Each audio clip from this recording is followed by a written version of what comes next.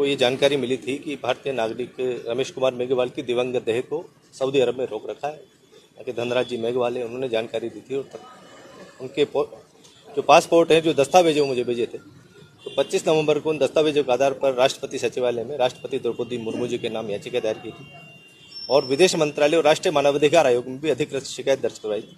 साथ ही जो विदेश मंत्रालय की मदद पोर्टल है उस पर भी ट्रैक किया था। तो 4 स्तर पर इस मामले को ट्रैक कर रहे थे, कार्रवाई को ऑन रिकॉर्ड अधिकृत रूप से ट्रैक कर रहे थे। इसके बाद 26 नवंबर को भारतीय दूतावास सऊदी की ओर से अधिकृत जवाब दिया गया, मुझे मेल पे भेजा गया कि रमेश कुमार जी की दिवंगत देह को सऊदी पुलिस ने फोरेंसिक जांच के लिए रोक रखा है और मेडिकल जांच कंप्लीट होगी, उसके बाद एनओसी जारी की जाएगी।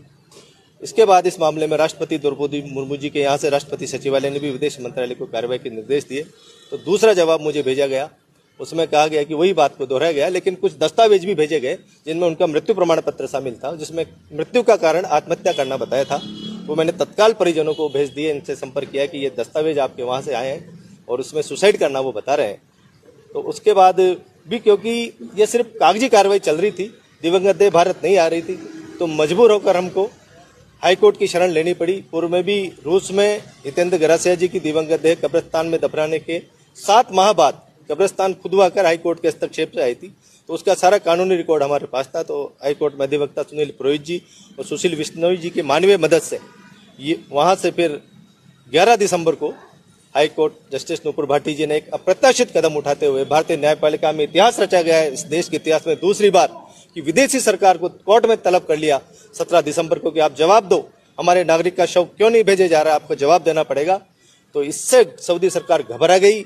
उनको क्या जवाब देते, अंतर्राष्ट्रीय बदनामी से बचने के लिए 17 दिसंबर से 2 दिन पहले ही रमेश कुमार जी की दिवंगत देह को भारतीय दूतावास को सौंप दिया और भारतीय दूतावास ने भी तत्काल एनओसी जारी कर मुझे मेल भेजा, सूचना दी कि भाई उनकी एनओसी जारी कर दी गई है, दिवंगत देह को भारत भेजा जा रहा है। उसके बाद इशू पोस्टमार्टम का था, क्योंकि 19 वर्षीय रमेश कुमार जी पूर्ण स्वस्थ थे और आत्महत्या करने का कोई कारण नहीं बनता है। 11 तारीख को भी परिवार की भाई गेनाराम जी की पूरे सदस्यों की बात हुई है, तो ये संदेह था और एक बार वहां पर पोस्टमार्टम हो चुका है।